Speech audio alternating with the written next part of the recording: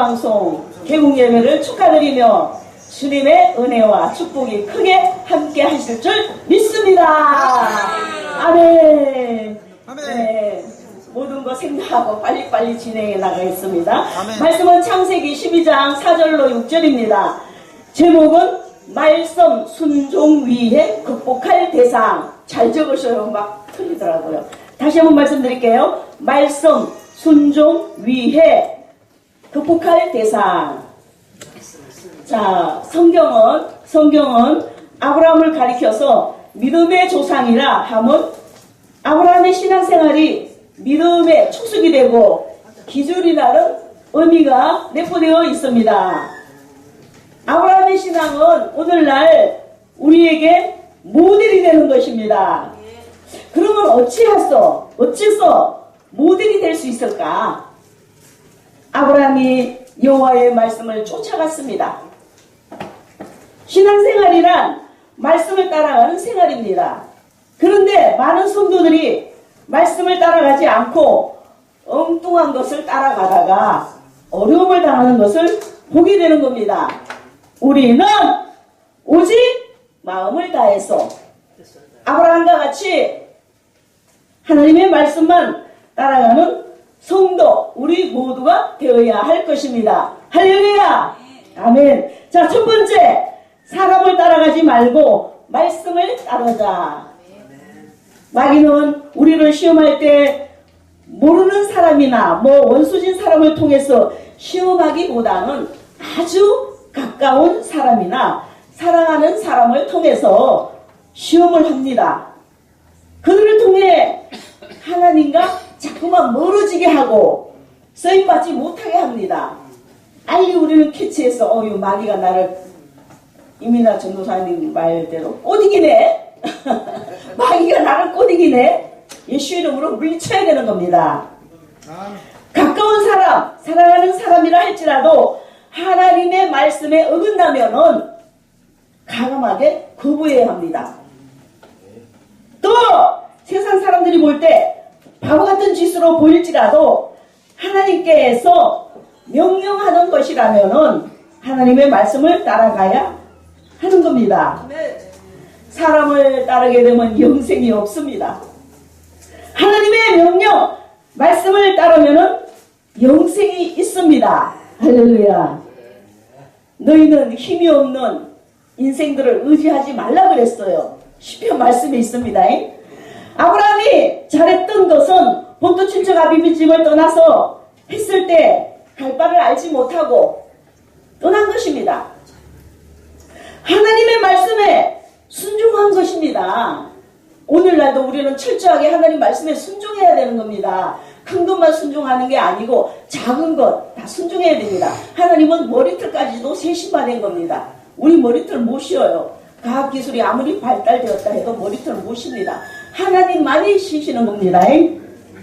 사람의 눈으로 볼 때는 고생길로 가는 것 같고 실제로 아브라함은 많은 고생과 많은 갈등도 많았습니다. 그 좋았던 정든 고향을 떠나 알지도 못하는 곳으로 갈라 하니 얼마나 기가 막힐 일입니까? 누구에게도 말해본들 통하지도 않고 또 하나님의 뜻을 깨달을 사람도 없고 오직 하나님과 교통하는 길밖에 없습니다. 오늘날도 그래요. 한 사람이 똑같이 하나님을 보고 있어요.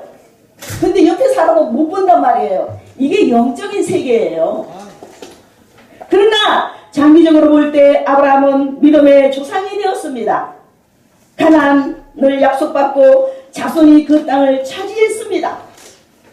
결국 천만인이 옳다 하여도 하나님 말씀이 아니라면은 단호히 끊어야 되고 천만인이 다 그러다 하여도 하나님의 말씀이 옳다 하면은 옳은 것입니다.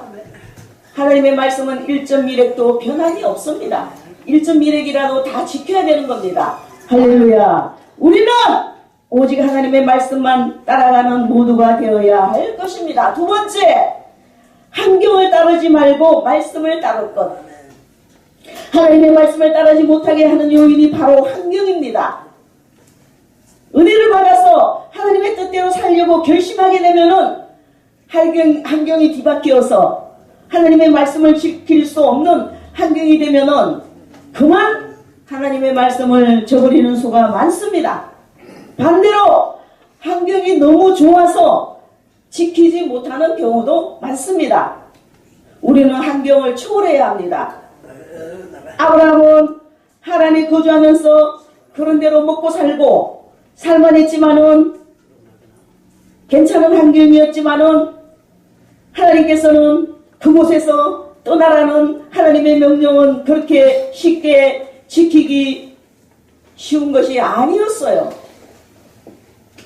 편안하게 살고 있는데, 그러나 아브라함은 위대했습니다. 왜 위대했느냐? 눈에 보이지도 않는데 하나님의 음성만 듣고 순종한다는 자체가 위대한 겁니다. 할렐루야. 자신의 편안함보다는 하나님의 명령을 우선으로 여겼기 때문입니다. 우리는 항상 하나님 제일 위주로 나가야 되는 겁니다. 그래서 가감이 하나님의 명령을 따라 갈 바를 알지 못하고 짐을 사서 떠났습니다. 환경을 지배당하지 말고 환경을 지배하도록 해야 되는 겁니다. 그래서 하나님의 말씀을 따라 살아야 되는 겁니다. 할렐루야. 믿음의 승리, 말씀의 승리가 되어야 되는 겁니다. 세 번째, 기분에 따르지 말고 말씀에 따를 것.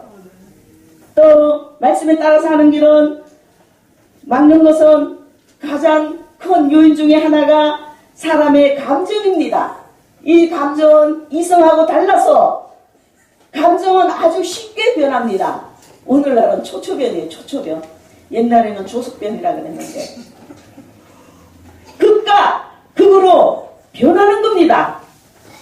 어제까지 최고로 좋았던 감정이 오늘은 땅바닥에 추락할 수도 있습니다. 바로 그런 것이 인간의 감정입니다. 감정에 치우치게 될 때 신실한 성도라 할지라도 쉽게 하나님의 말씀을 버리는 것을 볼 수가 있습니다. 그래서 믿음의 뿌리가 깊어야 됩니다. 믿음의 뿌리가 얕으면은 넘어져요. 휩쓸려요. 순간적인 감정을 다스리지 못해서 직분도 버리고 신앙도 버리고 파산하는 사람들이 많이 있습니다. 어떤 사람은 과거에 교회 집사였는데 지금에는 절간에 다니고 있더라고요. 어떻게 되는 거예요 이게? 오히려 절간에 다닌 사람이 교회로 와야지. 그래서 집사도 되고 권사도 돼야 되잖아요. 할렐루야. 나중에 후회하게 되면 늦습니다. 보라 지금이 은혜 받을 만한 때요. 보라 지금이 구원의 날인 겁니다. 지금 이 시간이 은혜의 날, 구원의 날인 겁니다. 할렐루야. 마귀는 이것을 잘 알기에 감정을 휘둘려서 말씀을 따라가는 것을 막는 방법을 자주 사용하는 겁니다. 그래서 감정을 잘 다스려야 합니다. 많이 참아야 됩니다. 요즘 어떤 목사님은 참 많이 참더라고요. 자, 우리의 신앙은 하나님의 말씀과 순종입니다. 대적 마귀는 장애물을 놓고 우리를 넘어뜨리려고 합니다. 마귀가 우리 신앙을 방해하는 것 세 가지가 있습니다.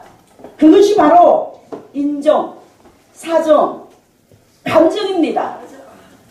많은 사람들이 인정에 매여 말씀을 버리고 사람을 따라가다가 실족하고 사정에 굴복하여 말씀을 버리고 좋은 환경만 찾다가 함정에 빠지고 맙니다. 순간에 감정에 지배당해 말씀을 버리고 자기가 기분과 혈기를 부리다가 엄청난 축복을 놓치게 되는 겁니다. 혈기 부리면 축복이 달아나요. 그래서 절대 혈기를 죽여야 돼요. 혈기 부리지 말아야 되는 겁니다. 할렐루야. 인정과 사정과 감정을 초월하여서 오직 말씀만 따라가는 지혜로운 성도, 목사님, 주의 종 우리 모두가 되시기를 예수님 이름으로 축원드립니다. 할렐루야. 감사합니다. 감사합니다. 하나님 감사합니다. 아멘. 아멘. 이어서 이미애 전도